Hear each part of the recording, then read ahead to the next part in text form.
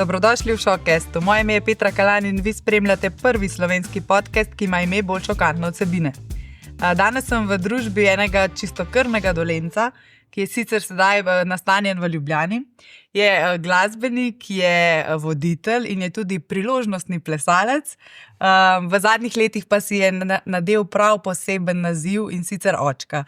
Z mano je Gašper Rifelj, lepo pozdravljen. Živijo. Priložnostni plesalec, veš, to pa mi ni še nikoli noben napovedal. Ja, vem, da zadnje čase... Zdaj moram samo še številko, da veš, za vse zabave in tako naprej. Vem, da dobro plešeš, ampak da zadnje čase ne toliko. Ne? Hvala ti. Ja, zadnje čase res ne toliko. No. V preteklosti sem itak več, dobro, ko sem bil del šova, Zvezde plešejo, pa potem se je kar nekaj lepih stvari še zgodil glede plesa. Potem sem sodeloval tudi v 2 muzikalih, Madagaskarju in Ljubezenske prevare, tam smo tudi z ekipo zelo veliko plesal. No. Tako da ja, zelo rad plešem. No, lepo. Plesu in vsem tem se bova še vrnila k šovom, ampak najprej po vsakega gosta povabim, da mi pokaže predmete, ki jih... 3 stvari. A veš, da sem imel kar, tako sem gledal, pa kaj bi zdaj jaz prinesel in sem v bistvu 3 stvari, ki se mi zdi vseeno, pa ko sem razmislil, so me nekako v preteklosti najbolj zaznamovale. Leta, zdaj smo 23, januar 23 je izšel moj prvi album, z naslovom Obstaja nekaj več, tako da takrat v času korone v bistvu sem spet začel, bom rekel, glasbeno ustvarjati in tako naprej. Pred tem nekaj let nisem v bistvu ustvarjal, sem tudi nekako imel občutek, da se bom čisto umaknil v glasbi. Ampak ja, 2020 je bil nekako tak prelomen trenutek, ko sem začel spet ustvarjati in ravno v času korone, se pravi v tistih 2 letih, 2020 do 2022, so nastale skladbe. In tako je to moj prvi, bom rekel, na nek način tudi otrok, no, obstaja nekaj več in album, ki me je na nek način zaznamoval tudi s tem, da sem si spet upal ustvarjati in nekako suvereno stopati po glasbeni poti. In letos prihaja nov album, ne? Drugi. Ja, letos pa prihaja drugi album, katerega se zelo, zelo veselim. Na njem bodo same avtorske skladbe, tako za glasbo kot besedilo bom v bistvu poskrbel sam, napisal sam, tako da konec septembra prihaja drugi album in z njim tudi, bom rekel, moja prva taka večja koncertna turneja, kjer bomo z bendom v bistvu po Sloveniji šli okrog in seveda predstavljali album, igrali v živo in se res, res veselim tega. Si ga pa že napovedal z 2 singloma, ne? Ki si jih izdal prav na posebne datume. Ja. Take posebne datume sem videla. Pa kaj pa vem, a veš, da zmeri pride to tako ne načrtovano, da bi rekel ok, ampak potem, ko se bliža, ko je stvar narejena, malo razmišljam, kdaj bi izdal in tako je recimo Obstaja nekaj več išla prav na moj rojsten dan. Sanjam, ta zadnji singel pa sem izdal na letošnji prvi dan, prvi ob 12. Sanjam se mi zdi, da ljudje, ko vstopimo v novo leto, radi sanjamo in prav je tako, radi gremo k novim ciljem naproti, si postavimo neke nove želje, nove cilje in tako sem rekel, pa dajmo 2025 začeti s sanjami. Si ti kakšne posebne novoletne zaobljube zadal? Si ta tip človeka? Ne, sploh nisem. V bistvu, jaz sem zelo, po eni strani sem zelo organiziran, imam zelo rad res plan, da me nič kaj preveč ne preseneti, ker moja narava je zelo taka, da imam rad stvari pod kontrolo in če gre malo to po svoje, me lahko malo iz te razprav. Sicer z leti sem se že naučil malo, da malo to spuščam, da nisem tako control freak, kako se temu reče. Novoletnih zaobljub si pa ne dajem, nekako se mi zdi, da tudi ne dajem poseben pomen temu vstopu v novo leto, da se pač nekaj novega zgodi. Tako da niti ne, no. Želim res zadnja leta tako predvsem živeti neko življenje, ki si ga zase želim, neke vrednote, ki jih jaz želim živeti in tako, no. Zelo lepo. Evo, zanima me druge 2 predmeta, ki sta malo bolj skrivnostna. Ja, ok. Potem je pa tole ena bukva taka iz naravnega usnja in tukaj ima Gašper spravljene res vse zapiske, vse, kar se tiče nekih novih skladb. Tole je ves čas z mano, noter so razni verzi in tako naprej za nove skladbe in pač vse, kar v bistvu ustvarjam in imam v bistvu tako neke demo stvari, ki jih ustvarjam. Ko nekje sem, recimo tudi na kavi, nekaj se mi zdi, da bi lahko zapisal in zapišem. Ima tudi neke stvari, tako zelo osebne, tako da ta knjiga kar veliko prenese, moram reči. No, si še tako analogen, ne.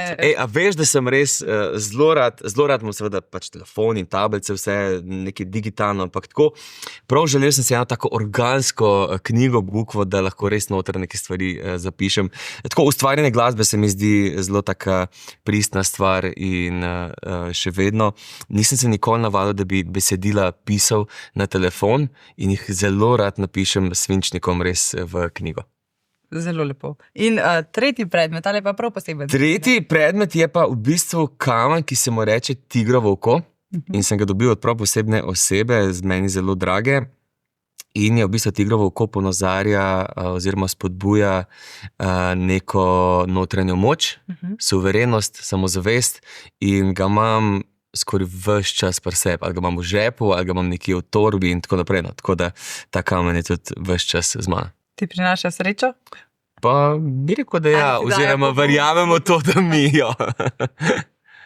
Ja, nič, mogoče za začetek bi se sprehodila skozi tvoje glasbene začetke, ne? Že zelo mlad si v roke dobil harmoniko, če se ne motim, ne?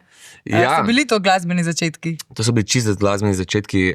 6 let sem bil star, ko jaz sem odraščal na vasi, Ždinja vas je moja rodna vas, to je blizu Novega mesta.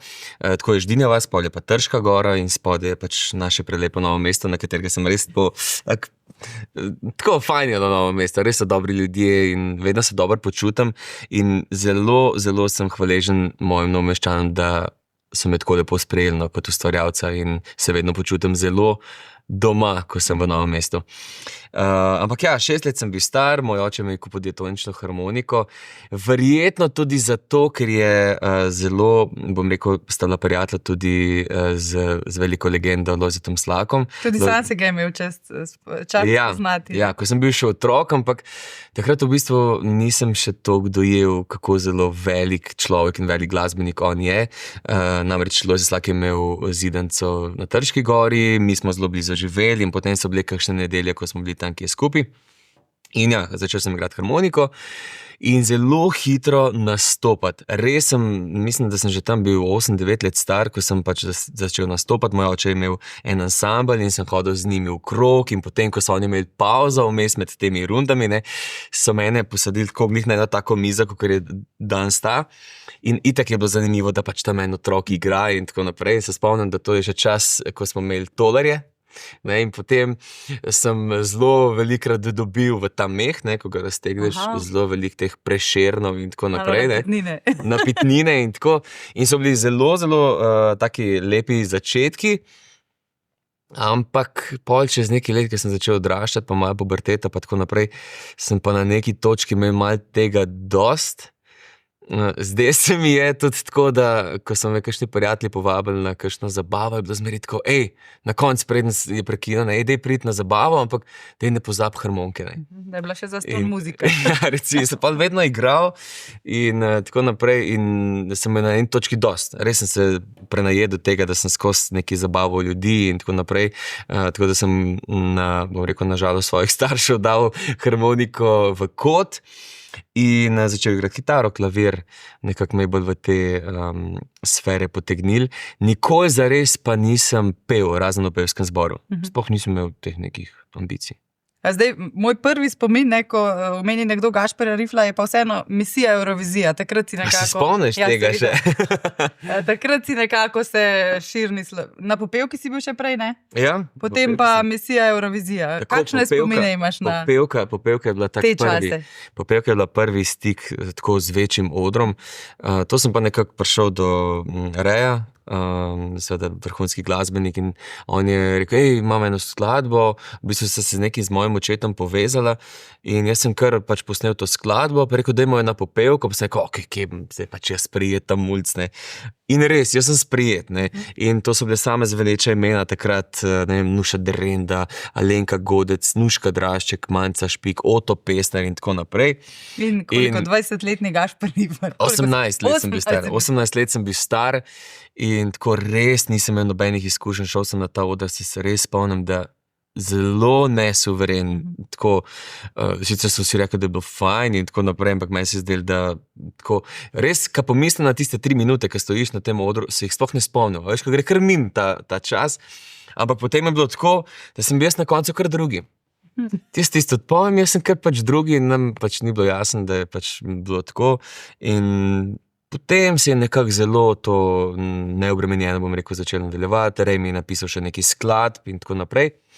In prišla je tudi ta emisija Eurovizija, ki je bila sicer lepa izkušnja, ampak takrat sem bil res mlad, pa se mi zdi res ne samozavesten, pa ne suveren. In se je to, oder pa se mi zdi, da tega res ne prenese. Ne. Oder, tako, ko ti primeš mikrofon, je ogledalo tebe in se vidi, ali si ti suveren v tem, kar počneš, ali ne. Ne moreš fejkati. Na odru res ne in ravno zaradi tega sem potem tam 2012, sem bil nazadnje na popevki in sem potem res rekel, ne grem se tega več, zato ker so, bom rekel, tudi ljudje ali pa producenti, kamorkoli sem šel, vsak me je nekako videl po svoje. Zdaj se mi je, da noben me ne vidi mene kot Gašparja, kaj bi jaz lahko dal ljudem, ampak tako, ti bi lahko bil, ne vem, Ricky Martin, ti bi bil lahko Enrique Iglesias in tako naprej. In pa mi je šlo to malo na živce in jaz, pa se to je v bistvu bil moj problem, da jaz nisem vedel, kaj bi jaz ljudem sploh dal. Ne. In pa sem v bistvu imel tudi neke ambicije, da bi bil arhitekt, pa notranji dizajner in me je malo pot v to smer zanesla, ampak bolj, ko sem se umikal v glasbi, bolj me je v bistvu nekako so neke priložnosti prihajale, da sem spet prišel nazaj in pa se je itak cel študij odvil in tako naprej in sem pač bil nazaj. In potem katerega leta se je zgodila ta plesni šov 2018? 2018, ja. 2018, pa res takrat sploh nisem bil, bom rekel, tako nič prisoten v medijih, ampak takrat sem me pač poklical ta šov. Kako to, da si rekel, ja, imaš rad nove izzive? Pa zato, ker mi je pa ples od nekdaj zelo fajn. Res rad plešem, tudi ko smo bili na kakšnih veselicah, pa tako sem bil tisti fant, ko ni bil tako sramežljiv glede plesa. Glede plesa sem bil pa zmeri tako kar suvereno. In sem vedno rad plesal in pol tako dobim to povabilo, pa grem na audicijo in me pol sprejme in sem rekel, wow, full dobro. In potem sem res tiste 4 mesece, ko je trajal šov, vse stvari dal na stran in samo zjutraj se zbudil, šel v Ljubljano, takrat, če nisem živel v Ljubljani, šel trenirati. Cel dan sva z Majo trenirala, zvečer šel domov in tako se je ponavljal dan za dnem vse 4 mesece. Kako naporen je tak šov za človeka? A si bil takrat v dobri? Kolikor si vzameš. Ne? Lahko si pač tekmovalec, pa si pač malo vzameš tako. Pač gremo ta šov, pa malo treniram, ne vem, urco 2 na dan, pa je to. Ampak jaz sem kar tekmovalen tip človeka, no? Tako, pa ne to, da nujno moram zmagati, ampak rad dam vse od sebe. To se mi zdi zelo odgovorno do sebe in do drugih, predvsem do sebe, da vem, da to, če na koncu ne uspe tako, ko sem si zadal, vem, da sem v tistem trenutku dal vse od sebe in da si nimam kaj učitati. To mi je tako zelo pomemben.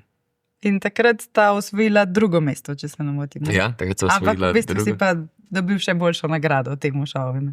Na kaj ciljaš? Ja, se veš, ne? Da sva se v bistvu z Majo, ja, družina in tako naprej. Ja, ta šov mi je absolutno spremenil življenje v vseh pogledih. No, tudi če gledam nekako karierno, sem takrat dobil povabila v muzikale. Prvič sem se srečal tudi z gledališčem in sem res zelo hvaležen za te izkušnje, ki so bile zelo dragocene. Sodeloval sem, bom rekel, s profesionalnimi igralci, ki so mi še dodatno dali, bom rekel, to neko širino, kako biti na odru, kako se obnašati na odru, kako biti čim bolj prepričljiv, tako da res lepa izkušnja. Po drugi strani pa ja, ta šov mi je prinesel Majo, s katero sva se res od prvega trenutka, ko sva se videla, tako res zelo zanimivo. Jaz sem človek, ki zelo težko, če se v ta ožji krog sprejmem tako ljudi, sem zelo previden, ampak pri Maji je bilo tako, res prvič, ko sva se objela, je bilo tako, ok, se to bo pa fajn. In je res bilo zelo fajn in potem po šovu sva se pač še družila in postala par in si zelo, bom rekel, spontano ustvarila družino in sem zelo, zelo hvaležen, da je Maja prišla v moje življenje. In imata ne dva prikupna sinčka? Ja, zdaj bosta že 5 pa 3 leta stara in tako... Kakšen oče si, Gašper? Kako bi se ocenil? Si tak permisiven, si strog? Veš kaj, oba sva zelo dosledna, bom rekel, z Majo zelo imamo neko jasno vizijo in to nama je skupno, da imamo neko isti pogled vzgoje. Zelo si oba želiva, da imata oba tako brezskrbno otroštvo, ampak da imata nek zdrav razum, neke zdrave poglede na svet, da imata neke zdrave meje. No. To se mi zdi zelo pomemben, da otroci čim dlje ostanejo otroci. Se mi zdi, da danes jih tako hitro, tudi samo opažam, ko imam glasbeno šolo in tako naprej, da starši zelo hitro, ko prepoznajo nek talent otroka, ga hitro v neko stvar vpišejo, kar ni nič narobe, ampak potem se začne zelo hitro vse tako zelo zares. In se mi zdi, da potem otrok kar izgubi ta stik, da je še vedno otrok, da to so še neke otroške stvari in midva si to želiva, no, da sta čim dlje otroka, da nekako sama dva mal iščeta, kdo ona dva sta in da jih nič midva ne forsirava zdaj, kaj naj oba skozi pač dobim ta vprašanja, a sta kaj glasbenika, a kaj plešeta in tako naprej. Ja, zelo veliko sta tako Brin, recimo, on zelo rad igra kitaro. Franz skozi neki pleše, skozi neki pojeta, ampak jaz pravim, meni se zdi to zelo normalno, ker pri nas je skozi glasba.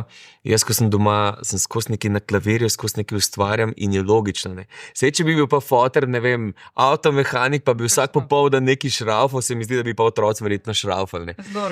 Zelo organsko je to. No. Tako da ja, lepo je spremljati te neke male otroške učke, no, ko raziskujejo svet in biti zraven. Zdaj, kakšen oče pa sem, to je tako, ne, ker noben te ne nauči praktično biti starš. Ne. Ni šole za to. Ne. In res to, dokler nimaš otrok, ne, ti večkrat mi starši reče, se boš videl, če boš imel svoje otroke, kako je. Ne. In res je tako, ne, ko imaš pač enkrat svoje otroke, enostavno pač greš po nekih občutkih, se mi zdi pa najbolj pomembno to, da si ti okej. Starš se mi zdi, da mora biti okej. Ker se mi zdi, da večkrat dajemo tako pozornost, ne vem, otrok je nagajiv, pa ne uboga me, pa tako naprej. In pa se mi zdi, da se bolj treba vprašati, kakšen sem jaz v bistvu zdaj. A sem jaz, ko pridem domov razkurjen, pa razdražljiv, pa mi vse neki mod, pa tako naprej. Itak, da otrok to prevzame in tako naprej. Ne?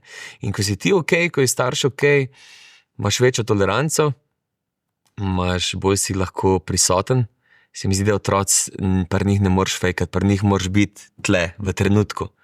In mene Brin, predvsem Brin starejši, mi je zelo podoben. In on me čist skenira, res tako. On točno ve, tudi ko jih pazim, ne. Ali sem z njim prisoten, res tako mentalno, ali nekaj razmišljam. In tako, oči, kaj zdaj, kam si zdaj šel? Tako, res nerealno. No, tako da. Zelo čutijo, ne? Ja. Zdaj rekel si, ja, če si ti okej, so tudi otroci okej. Kako pa ti poskrbiš, da si okej? Kje se napolniš, sprostiš? Imaš kakšne take hobije, trenutke zase? Mislim, šport je definitivno eden teh trenutkov. Če zdaj odmislim glasbo, seveda pač glasba, klavir in tako naprej, to me res zelo sproščano. To so neke stvari, neki moji filtri, ampak poleg tega je šport. Zelo rad športam, rad grem ven v naravo, rad grem v gost, ful mi paše, da grem sam na zrak, da se prediham, da razmišljam, kaj si želim, kakšno življenje si želim in tako naprej, da ohranjam ta mir. Se mi zdi, da ko delaš toliko z ljudmi, se pravi, po eni strani sem na radiju, po drugi strani imam glasbeno šolo, so neki drugi, se pravi, ljudje, potem vikende večinoma igram kakšne žurke, poroke in tako naprej in si skozi nekako razdajaš to energijo, ne, in rabiš malo nazaj se nase spet povezati sam sabo, dobiti ta mir in to so neki moji momenti, no, da sem res sam, da grem v gost in z leti, ko odraščam, res vidim, koliko mi pomeni ta vrednota, ta mir. to, ko prideš domov, pa ko preden greš spat, tako da si miren, no. To se mi zdi v tem cajtu zelo taka, meni osebno pomembna vrednota. Vsekakor pa ni miru ne v jutranjem programu, ki si ga začel voditi, koliko je zdaj, 1 leto, dobro leto? Malo več, v bistvu prej sem bil na radiju pa televiziji Veseljak, zdaj dobri 2 leti. 2 leti. In potem sem prešel na Aktual. Ja, to pa je jutranja dinamika, ob 4:30 si po konc in moj jutranji ritual je tako, da se vstanem, si grem prstaviti to džezvo, da si skuham eno dobro kavico, se zrihtam in potem imam res teh 5 minut, da spijem kavo in da se malo naštelam na dan. In to so tako res ful pomembne minute zame, no. Tako, če vem, da imam ta čas, da spijem kavo, da se malo umirim, malo tako lepo, malo se prediham, ok, in gremo nov dan in potem pridem pač na radio, tam je že tako je pač akcija, punce v maski in tako naprej, potem se že prečesto smo v bistvu v studiu, se malo pobrifamo, mi temu rečemo, kaj zdaj točno podelamo, nastavimo, se pravi, režija kamere in ob 6 štartamo in je ena lepa dinamika, no. Zelo aktivno, zelo pestro, v teh 2 letih sem se ogromno naučil, kako komunicirati pred kamero, na kakšen način neke stvari povezovati. Res, ko je live prenos, pa ko imaš kakšnega gosta, se sama veš skozi so neke, ne, moraš kakšne situacije malo reševati in tako naprej. Tako da zelo lepa izkušnja, o katero sem res hvaležen, da sem jo dobil. Kako pa je bilo stopiti v te voditeljske čevlje? Ne? Vendarle si navajen bolj te druge vloge, da odgovarjaš na vprašanja. Kako si se znašel v tej vlogi? Kaj pa vem, jaz sem pa spet tak, da v bistvu res, ko dobim neki izziv, pa voditelj, ok, vodil sem jaz kakšno tako prireditev, ne, pa skozi se v bistvu povezujem, recimo, ko imam poroke, pa tako naprej, sem jaz tisti v bendu, ko povezujem večer in tako naprej, ampak 2 leti nazaj, pač ja, kot nek TV voditelj, radijski voditelj, pa nisem imel izkušenj, ampak meni je dobro sprejeti nove izzive in se preizkusiti v nečem, v čemer se mi zdi, da bi mogoče mi lahko šlo, ampak nimam izkušenj, in potem sem zaplaval. Res je, da sem imel ob sebi dobro ekipo, ki me je zelo dobro vodila. Moja prva sovoditeljica je bila Darja Gajšek, ona je itak televizijska izkušena mačka, bom temu rekel, no, zelo, ampak bom rekel, njej stopiti ob bok je kar zalogaj, ne? Je kar zalogaj, ampak v tem smislu, ker je ona res, ona ve, ona se zna postaviti pred kamero, ve, kako se stvarem streže in tako naprej, ampak sva zelo, bom rekel, po nekih začetnih mal teh porodnih krčih zaplavala neko skupno pot in me je zelo veliko naučila Darja, no. A ti je dala kakšen poseben nasvet pred prvo oddajo, preden se je prvič ta rdeča lučka prižgala? Ti mi sem sledi, se spomnim, da je bilo tako, ti mi sem sledila, če bo karkoli, ona itek pač je rešila zmeri stvari, če je bilo karkoli, ampak pa sva se zelo hitro ujela, dobila to dinamiko in ker voditi v paru je tudi nek poseben izziv, ne? Ker po eni strani moraš imeti neka ista razmišljanja, mora biti nekdo takrat, ko je treba, mora prevzeti vajeti, po drugi strani ni fajn, da si neki skozi skačeš v besedo in tako naprej in rabiš nekaj časa, da v bistvu dobiš to, če si nič ne poveš, že kar veš, kaj bo nekdo naredil in tako naprej, ne, tako da mora nekaj časa miniti. Si prej omenil kot pri plesu, ne, mora se energija ujeti. Mora se pač ujeti, med dvema nekaj časa trajno, da se spoznaš dobro, to je tako, ko v partnerskem odnosu je tudi nek televizijski odnos, ravno tako se mora zgoditi in se počasi, bom rekel, nadgrajevati. Moram pa priznati, no, ko sem si pa včeraj gledala vajno slovo, ko sta se razšla, zdaj je bilo pa zelo ganljivo, ne? Na internetu obstaja posnetek. Ste pa vsi jokali. Kako se spominjaš tega dne?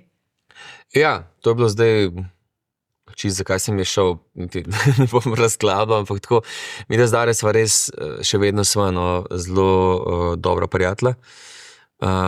In ko sem jaz vedel, da pač končujem na Veseljaku in ko je bil ti zadnji dan, sva zjutraj tako bila v maski, niti se mi zdi, se spomnim, da se niti dobro jutro nisva rekla, ker se nisva mogla in sva prišla dol v studio, kjer sva bila sama in sva se objela in sva se sam jokala, sva se čist jokala in se spomnim, da mi je Darja takrat dala eno ful lepo darilo In potem smo se nekako spravila skupaj, da sva nekako tisti program odvodila. In sem Darjsko se rekel, da je Darja, ne mi, ok, zdaj sva si vse povedala, please, ne pripravljaj mi ničesar, ker jaz sem pa tako, jaz sem kar čustven človek, no. In mi ni težko tudi čustva pokazati, no. Se mi zdi, da danes ljudje smo tako čustveno zaprti, ampak meni se zdi, da čustva nas delajo ljudi, ne. In zakaj, če sem vesel, če sem žalosten, če mi gre na jok, in mi ni težko to pokazati. In pol itak ona meni sred programa neki naredi in itak oba v solze. In bilo je pa še tako ironija tega, da sva en mesec, kar res, jaz takrat, če nisem vedel, da odhajam, da sva midva pela na mojem koncertu, sem jaz njo povabil na svoj koncert in sva pela skladbo Če je to slovo. In potem itak ona mi to preda in v zadnji se je vrtel pač ta posnetek, Če je to slovo in bilo zelo emocionalno. Zdaj pa vodiš s fatalno žensko jutro. Zdaj pa s fatalno žensko. Kako pa se je prebujati ob fatalki? Martina je pa tako čist nek drug karakter, zelo tudi prijetna, zelo izkušena TV voditeljca, ve, kako se stvarem streže. Zelo sva se, bom rekel, ujela v nekem humorju in tako naprej in je zelo prijetno. Se mi zdi, da zjutraj, ko se ob takih čist nerealnih urah zbuješ, pol petih, štirih, pol petih, da ljudje, v bistvu, s katerimi delam, so tudi en velik razlog, da si rečem, ok, grem rad v službo, grem rad tja, kjer to delamo, zato ker so fajn ljudje in Martina je definitivno ena tistih, zaradi katerih mi ni težko iti tja, vem, da bo ona tam, da če bom jaz malo slabe volje, bo ona malo dvignila program, če bo ona slabe volje pa utrujena, bom jaz malo poskrbel za to, da bo boljš, tako da zelo, zelo fajn tandem sva. Zdaj vodite v živo, jutranje programe z voditelji. Je bil kakšen tak kiks, ki bi ga rad zavedno pozabil zdaj v teh 2 letih, da si rečeš, ali dobro speleš te stvari? No, zelo velik kiksov se zgodi. Ponavadi, recimo mi tudi, ker je radijsko in televizijski prenos, televizijsko poskrbi režija, da to vse štima, radijsko pa skrbimo voditelji sami. In v bistvu jaz sem na poziciji, kjer je mešalka in jaz to v bistvu skrbim, kdaj gre kaj naprej, podlage in tako naprej. In se večkrat zgodi, da kaj itak zafrknem. Potem včasih se zgodi, da te gost malo preseneti, da misliš, da bo kaj več povedal, tako pa ne, pa ti zdaj ne veš točno, kaj bi ga vprašal še, imaš pa še par minut v etru, in to se včasih pa z Martinoma gledava, kaj zdaj čeva in tako naprej. Ampak generalno ni bilo nekih takih kiksov, da bi zdaj rekel, koliko sem zamočil in tako naprej. Znamo kar lepo to speljati. Zaglumiti. Zaglumiti. Zdaj verjetno si spoznal že veliko glasbenikov, je bil med njimi tudi kakšen tvoj glasbeni idol, da si preko tega imel čast spoznati kakšnega. Ja, bil je Magnifico. Magnifico je bil ravno... Zakaj posebej tresel takrat, ko je prišel? Ne, še bolj sem se pripravil, Tako, imam to seveda neko to straho spoštovanje, ampak se mi zdi, kot voditelj pač moraš biti nekako suveren. Tudi se mi zdi, da gostje se dobro počutijo, ko čutijo, da so v dobrih rokah, da vejo, kako bo, da ti veš, kam jih boš peljal in tako naprej. In Magnifico, jaz sem bil zelo vesel, da sem ga uspel spoznati. Tudi potem smo neke intervjuje snemali ob njegovem velikem koncertu, ko ga je imel ob svoji 30-letnici, mislim, da. Tako da recimo njega sem uspel spoznati, Danielo sem uspel spoznati, kar nekaj bilo teh glasbenikov, seveda vse pač slovenske glasbenike. Tako da je ta radijski in televizijski poklic lep tudi zaradi tega, ko lahko spoznaš ljudi, ki si jih nekoč spremljal, zdaj pa se na nek način tudi z njimi na ta način družiš. Kdo pa je tebe mogoče glasbeno zaznamoval skozi tvojo kariero? Si imel kakšne idole? Prej si rekel, da so hoteli, da si nov Ricky Martin pa Enrique Iglesias, ker so kar velika zveneča imena. Človek se ne bi branil, da bi ga primerjali. Recimo. Pa kaj pa vem, pri nas recimo se je res kot otrok se je poslušala narodno zabavna glasba, se pravi pač ansambel Jožeta Slaka, moj oče jih je oboževal, potem Avseniki, to je neka glasba, ko sem igral aktivno harmoniko, je bila pač to neka glasba. Pa itak sem zelo hitro malo tipal po tujih artistih, Michael Bublé, George Michael in tako naprej, zelo sem od Queene sem zelo rad imel in tako naprej. Pa so pa tudi te naše legendarne pevke, recimo, ko sem bil otrok, se je tudi pri nas zelo poslušala Nuša Derenda in zdaj lahko, bom rekel, mi je zelo v čast, ker pa zdaj veliko sodelujem tudi z njo. In to zelo po naključju je prišlo, srečala sva se na neki vdaji, sva zapela skupaj in sva bila tako, ok, to pa je fajn, to pa dobro zveni. In potem sem jaz Nušo v bistvu povabil na svoj koncert, ona je mene povabila na njen koncert, potem sem v bistvu pripravljal te spremljevalne vokale za njen veliki koncert v Cankarjevem domu, 25-letnici, sem imel pač, bom rekel, to priložnost tudi pet z njo, spremljevalne vokale. Potem se je še nekaj lepih koncertov zgodil in v bistvu tudi letos me je spet povabila za Silvestrovo, smo igrali skupaj, smo vstopili v novo leto v Celju, tako da recimo, spremljal sem jo kot otrok, zdaj pa mi je res tako častno, da lahko z njo stojim na odru in zapojim z njo, to si res tako štejemo velik poklon. Kako se življenje ne obrne? Ja, tako, res. Ko jih spremljaš, ne, in jih tam vidiš na televiziji, se ti zdi, včasih se mi zdi, ko ni bilo še obdobje teh omrežij in tako naprej, res nisi imel toliko stika s temi zvezdami in ko si jih videl na televiziji, so bili tako, wow, ne, to je res hudo, ne.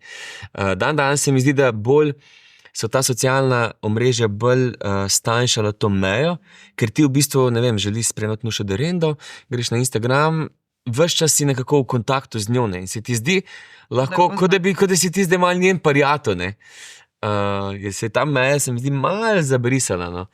Tako da ja, no. Ampak ja, lepo je, tako ko si rekel, življenje te preseneti in me je zelo lepo presenetilo s tem, da lahko zdaj Nuši rečem, da je res moja dobra prijateljica. Kako pa si ti s to izpostavljenostjo? Vseeno si javna osebnost, si kdaj občutil kakšen pritisk zaradi tega? Pa ne. Si imel kakšne težave z oboževalkami, oboževalci? V Sloveniji je to tako, bom rekel, nežno, pa ljudje so, bom rekel, na nek način še zmeraj sramežljivi, ne. Tako včasih, bom rekel, tudi zelo luškano, no, ko sediš na kakšni kavi, pa vidiš, da te recimo kdo malo gleda, ne, pa tako naprej, pa malo vidiš, da ok, da mogoče vejo pač tvoje ime in priimek, ampak zelo mi je tudi simpatično, da včasih me kdo prosi za kakšen avtogram, pa da se slikam s kom. Meni je to ful lepo, no. Ne štejem si pa nad za to, da če meni ljudje malo bolj poznajo, da je moje delo kaj več vredno ali pa tako, no, se mi zdi, da pač nekdo počne nekaj, kar mogoče vidi večja množica ljudi, nekdo počne pa nekaj, ko ni tako izpostavljeno. Tako da, ampak v Sloveniji, vsaj jaz nimam teh izkušenj, no, imam vedno pozitivne neke odzive, no. Vedno je tako zelo take simpatične stvari se dogajajo glede tega. Kako blizu pa ti spuščaš svoje oboževalke, recimo preko Instagrama? Varuješ to svojo zasebnost zelo skrbno? Bom rekel, da zdaj zadnja leta oziroma pa zadnje mesece tako malo gledam, kaj objavljam, pa kaj ne, no. Se mi zdi, da Zaradi otrok ali zaradi... Ja, otrok v bistvu sploh ne objavljava, ne jaz, ne Maja, ne. Nekako se mi zdi to res nepotrebno, no, da bi nekako otrokov izpostavljal, pa niti si jih ne želim. Mogoče, če boste kdaj pač sama dva želela, ok, ampak ne čutva zdaj te neke potrebe, da moram jaz vsako stvar neki otroka dati. To so neke naše stvari, no, ki jih želim imeti zase. Dam seveda kakšen moment tudi iz svojega življenja, seveda pač se ljudi to malo zanima, kaj počneš, pa kje si, pa tako naprej, ampak ne preveč, no. Se mi zdi, da na Instagramu sem jaz predvsem zato, da objavljam glasbo svojo, kaj počnem, kje imam nastope, kako se kaj pripravljam na nastope in tako naprej, kaj delam svojo glasbeno šolo in tako naprej. To so neke stvari, zakaj imam socialno mrežo.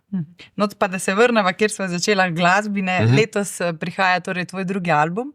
Na tvoj rojstni dan, če se ne motim, ga napoveduješ? Na moj rojstni dan, čeprav zdaj, Se bo išlo. zdaj ja, ravno pripravljamo te datume, te koncertne turneje in mogoče bomo kakšen teden, 2, 3 zamaknili, da bomo vse skupaj predstavili na konec septembra. Tako da rečeva, da v septembru sigurno. Okay, te držim za besedo. Kaj pa si lahko zdaj oboževalci, oboževalke obetajo od tega glasbenega izdelka? Kaj pripravljaš? Zdaj 2 singla si že izdal. V kakšno smer bo šla ta glasba? Predvsem to, da bo ta album tako zelo neobremenjen, kar se tiče nekega ustvarjanja, da prvič počnem glasbo, kjer sem glasbo ustvarjam, nič ne kalkuliram, v kakšen zvok jo moram dati in tako naprej. Zelo sem vesel, da sodelujem pri tem albumu z odličnim producentom Mihom Goršetom, ki je tudi moj sosed dejansko, no, in je res vrhunski producent, vrhunski glasbenik in sva se zelo dobro ujela, nekako razume, kakšen zvok bi jaz rad. Vse skupaj se mi zdi, da bo zapakirano v neke take lepe emocije in da bo moja glasba, bi lahko jo tudi pojmenovala taka bolj močna, no. Tudi več nekih kitar in tako naprej, malo bolj močna in trda, kot je bila do zdaj, če je to recimo pravi opis tega. No? Zdaj, bodo bolj balade, bodo bolj živi ritmi? V bistvu je kar nekaj je balad, ker jaz sem zelo tak baladen tip človeka, je pa tudi nekaj zelo udarnih pesmi in že marca bomo v bistvu izdal eno izmed njih, naslov pa je Ignoranca. Aha. In se mi zdi, da je ta Ignoranca pa res, da bo ena mojih najmočnejših skladb do zdaj. Tako čutim in se zelo veselim tega izida, ker se mi zdi, da bo Gašper malo drugačno prišel tako, tudi glasbeno do izraza. Ta skladba se je rodila takole v enem dnevu, sem jo napisal z nekimi res močnimi emocijami in ja, dober komad bo. Kdaj se več pesmi rodi v tebi, ko si v kakšnih takih slabih trenutkih ali ko cvetiš, ko te življenje nagrajuje? Drugi album je tako mešanica, bom rekel, neki skladb je zelo takih z lepimi čustvi, z lepo emocijo, z emocijo ljubezni, upanja, pričakovanj in tako naprej, ampak je pa tudi neki skladb, ki govori o nekih razočaranih in tako naprej, o tem, ko človek res pade na neko dno.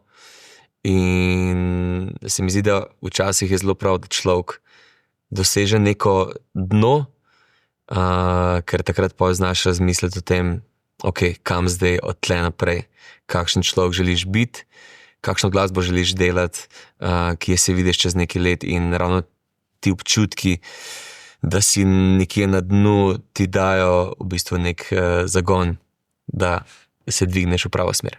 Je bilo veliko teh razočaranj v tej že kar dolgoletni karieri glasbeni, si že velikokrat dosegel kakšno dno, ki te je? Ja, zelo velikokrat sem bil tako,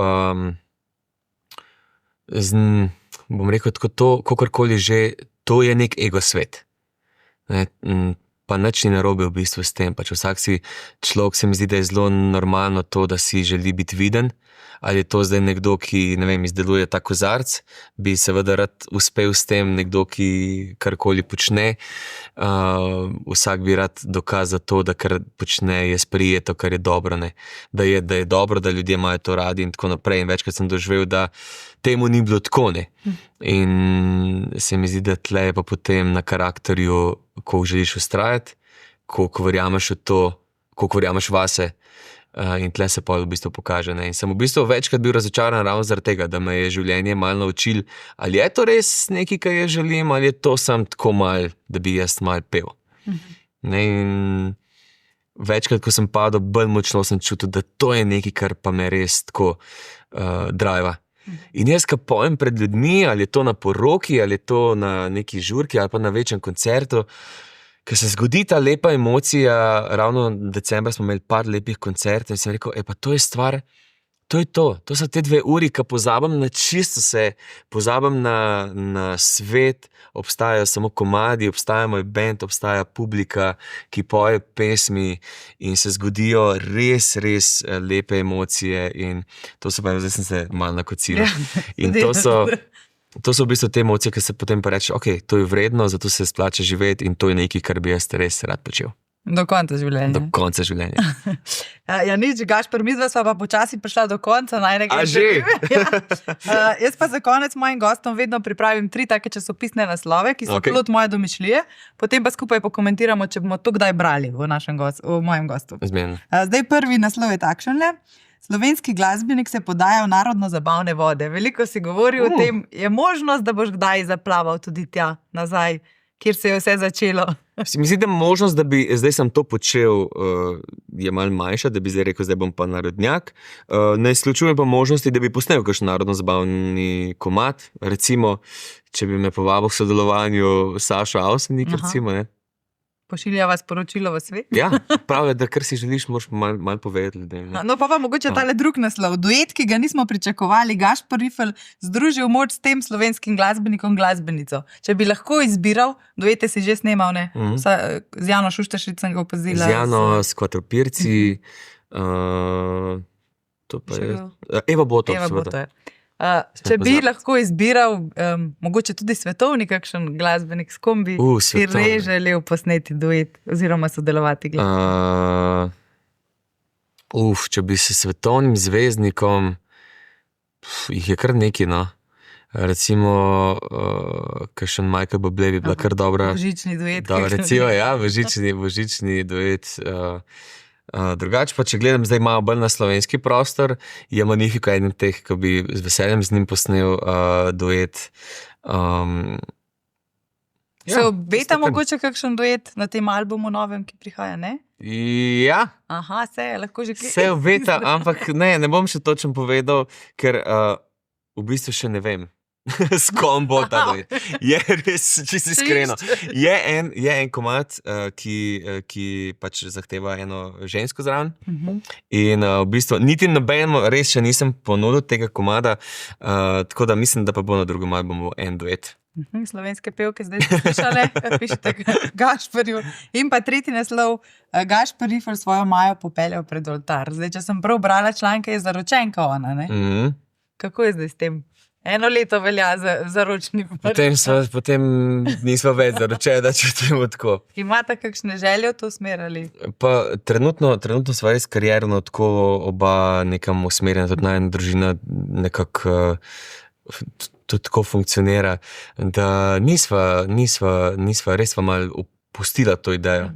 Tako da pustva časno. Pa bi to naredil z velikim pompom ali tako zasebno? Ne, res ne. Jaz imam zelo rad take manjše stvari. Tudi recimo, ko se družim s prijatelji, ne maram teh nekih, mogoče zato, ker sam sem skozi del nekih zabav, ker skozi zabavam druge.